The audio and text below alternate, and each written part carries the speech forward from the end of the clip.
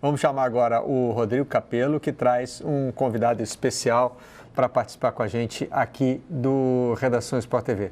Não é a primeira vez que o César Grafietti participa conosco, né? Mas eu sempre deixo para o Rodrigo Capello fazer as honras da casa. Bom dia, Barreto. Bom dia, amigos da bancada. E ao César Grafietti, né, que é quem realmente entende desse negócio, Barreto. Quando eu preciso aprender, eu ligo para o César. Então, agora a gente trouxe o especialista aqui. Bem-vindo, Grafietti. Obrigado pelas palavras, Rodrigo. Prazer, Barreto. Prazer falar com vocês e seus ouvintes de novo. Você está no momento de publicação de balanço, César, é isso? É isso. Anualmente, já há 14 anos, eu faço um relatório sobre as finanças dos clubes no Brasil. Enfim, é um momento que a gente consegue falar um pouquinho com o torcedor, tentando transmitir o que acontece fora de campo para o torcedor entender, às vezes, o que acontece dentro de campo. Então, acabamos de publicar os dados do ano passado, um relatório que fala sobre finanças, sobre mercado, consumo, enfim, tem um monte de dados interessantes ali para o torcedor analisar. Então, estamos partindo aí de uma base, né? Aí as maiores receitas com a variação de um ano para o outro. O que você pode apontar para a gente? Bom, estamos vendo Palmeiras e Flamengo lá na frente, Flamengo em primeiro, Palmeiras em segundo. Depois temos Corinthians, São Paulo e Atlético Mineiro. E aí, quando você vê ali em vermelho, é que a variação foi para baixo, né? Aconteceu, por exemplo, com o Palmeiras, aconteceu com o Atlético. O que você aponta para a gente de relevante aqui? Saia um pouquinho da rotina do que a gente está acostumado a ver nos últimos anos. Tirando o fato lá do Flamengo, enfim, que está bem distante do resto, acho que tem alguns aspectos importantes aqui, que 21 foi um ano com uma série de efeitos ainda de pandemia. 22 nós voltamos ali à normalidade, digamos assim. Então essa queda do Palmeiras é natural, porque ano passado, em 21, teve muita receita extraordinária. Agora eu olho o Corinthians de um jeito positivo, né? São 200 milhões a mais de receita, ele encosta no Palmeiras. O São Paulo tem ali mais de 600 milhões e cria ali um segundo bloco, digamos assim, né? Passa a ter Flamengo, um segundo bloco com Palmeiras, Corinthians e São Paulo, e aí já iniciamos um terceiro bloco com o Atlético Mineiro. O Atlético Mineiro tem uma queda muito grande, porque a performance em 22 foi inferior à de 2021. Então essa eu acho que é uma questão importante aqui. A performance ela impacta demais nas receitas dos clubes hoje em dia. Então você vê o Grêmio quando cai para a Série B, perde muita receita, o Atlético quando não performa bem, perde receita. O Corinthians, que performou bem ano passado, na Copa do Brasil, especialmente no Brasileiro, tem as receitas um pouco maiores. Então, o futebol brasileiro, e é importante que o dirigente e o torcedor entenda, depende muito da performance hoje em dia para que os clubes tenham mais ou menos receita ao fim da temporada. Aí eu vou repetir aqui a pergunta que os torcedores do Vasco fizeram numa faixa estendida na frente da sede da 777. Where is the football? Né? Porque o torcedor quer saber o seguinte, como é que esse dinheiro aí se transforma em jogador para o meu time? E nem sempre essa transição é tão imediata, porque a gente tem que pensar que a receita não é tudo na vida do clube, né, Grafietti? Isso a gente aprende com o Capello. Você ensina para ele, ele vem aqui também ensinar para a gente. Que você também tem que cuidar dos seus gastos e das suas dívidas, certo? Exatamente, né? Para o torcedor entender, sempre eu tenho que traçar um fluxo natural das coisas, né? Pensa que você faz a receita, né? Você gera uma receita, ela vai ter que pagar os seus custos do dia a dia ali, salário, custos das partidas e tudo mais, e tem que sobrar alguma coisa ainda para você fazer investimentos, né? Contratar atletas e pagar as dívidas, que no caso dos clubes brasileiros ainda são enormes. Então, não dá para você imaginar ali aqueles 600, 700 que eles vão virar tudo o salário de atleta. Então, um pedaço vira salário de atleta, um pedaço paga dívida, um pedaço investe. Então, o torcedor sempre sonha muito, tem uma receita de milhões e isso não virou um elenco forte. Não, porque tem outras obrigações, que muitas vezes os clubes só negam ao longo aí da sua vida e isso vira uma dívida impagável em alguns casos. Nós temos aqui mais duas tabelas para mostrar.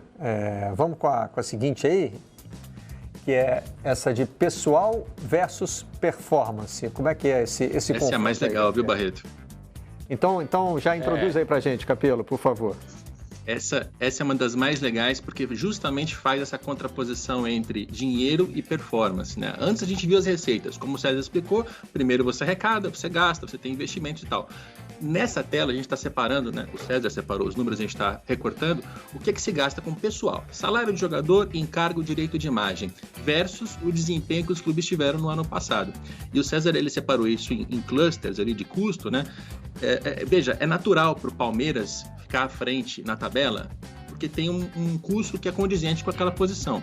Assim como é normal que o Avaí, que o Juventude fiquem abaixo, porque também tem um custo que, por ser tão baixo, reduz a sua probabilidade de sucesso. Então, Capello, quais são os pontos fora da curva? Para traduzir nas cores ali, se tiver verde de um lado, o normal é que esteja verde do outro, certo? E se tiver vermelho Exatamente. De um lado, vai puxar para o vermelho do outro também, né?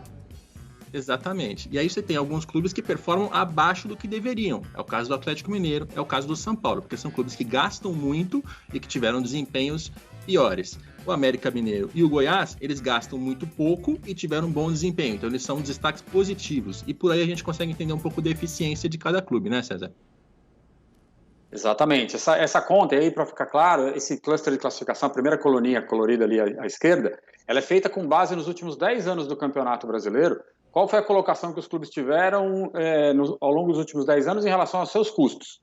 Então, vamos dizer que, na média de 10 anos, né, numa análise estatística, para estar entre os 5 primeiros, o clube tem que gastar mais ou menos de 197 milhões para cima.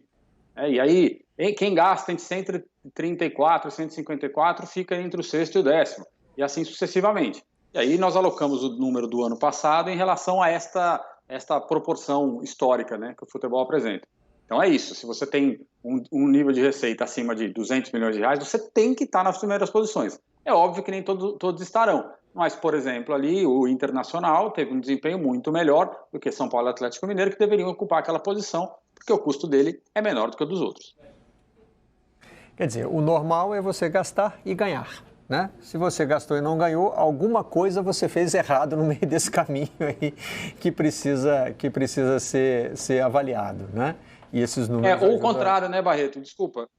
Ou o contrário, se você tem menos receita, claro, menos custos e conseguir um desempenho melhor, eu acho que a gente deveria olhar olhar né? o futebol, olha para o futebol cada vez mais por esse lado. Exato, sim. Porque com menos dinheiro, senão fica uma competição injusta, não é só o Flamengo vai ganhar e todo mundo não faz nada. Então, quem que com menos dinheiro consegue ter um bom desempenho? É esse o cara que a gente tem que olhar. E aqui, quando a gente fala, às vezes, de erros de administração, volta e meia esse tema aparece aqui, eu digo, quem tem dinheiro pode errar, porque tem lastro para isso. Quem não tem dinheiro é bala de prata, né? Ou acerta no alvo, ou, né, vai custar caro na temporada.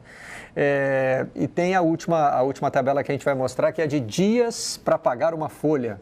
É quanto dura um mês no futebol brasileiro, Grafietti? É isso que está medido aí? Mais ou menos, né? Vamos lembrar que, assim, uma folha de pagamento você tem que pagar a cada 30 dias, com os encargos, recolher impostos, a gente sendo bem legal com todo mundo, 45 dias. Se leva mais do que isso para pagar, tem alguma coisa estranha. O clube pode até alegar, pode dizer que tem uma forma diferente de recolher encargos, de recolher salários, pagar salário a cada 6 meses, como se faz na Europa, mas aqui a gente consegue enxergar claramente quem leva mais tempo e quem leva menos tempo. Se alguém consegue pagar a folha na média em 17 dias, é porque todos deveriam conseguir de alguma forma, né? Barreto, sabe o que é isso? Isso é a quantificação daqueles atrasos salariais que a gente vê na imprensa o tempo inteiro. Tem direito atrasado, tem salário atrasado. A notícia impacta o torcedor o tempo todo, mas nem sempre se tem a gravidade do que isso significa. Então, o César, ele pega nos balanços quanto custa uma folha. E aí, com base nas dívidas relacionadas a questões trabalhistas, quanto tempo o clube leva para pagar essa folha? E pagar tudo, né? Não é só pagar o salário na conta do jogador, mas também recolher os impostos, pagar os direitos de imagem, etc. E aí a gente tem uma noção muito clara de como o futebol brasileiro é desequilibrado e injusto esportivamente. Porque os clubes todos estão disputando dentro de campo, eles estão fazendo ofertas de salários aos jogadores e prometendo pagar aquilo em dia. Tem alguns clubes que pagam o jogador, paga o direito de imagem, paga os encargos. Tem clube que não paga, só paga o salário, mas deixa de recolher o encargo. Isso gera um desequilíbrio que é muito, muito grosseiro, gritante.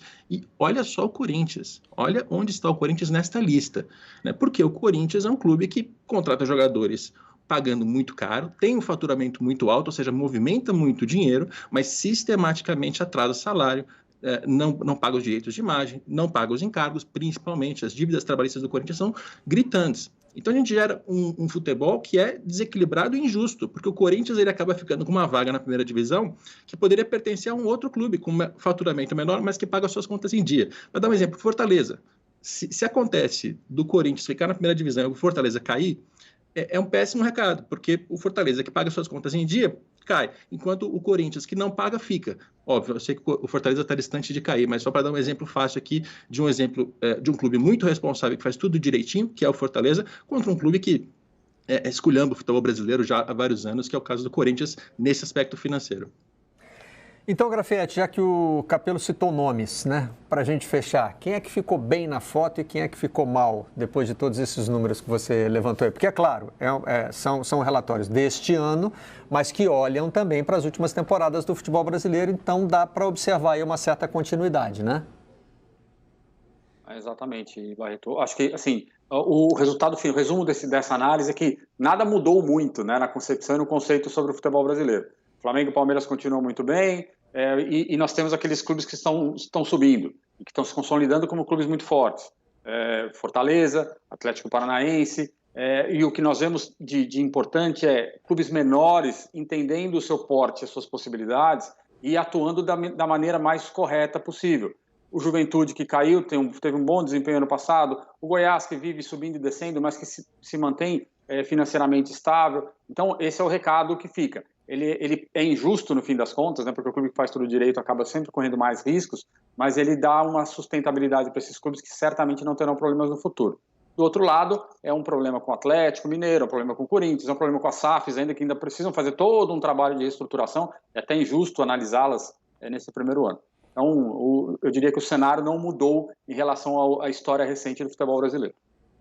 César Grafietti, muito obrigado pela participação no Redação Sport TV. Rodrigo Capello, até a próxima.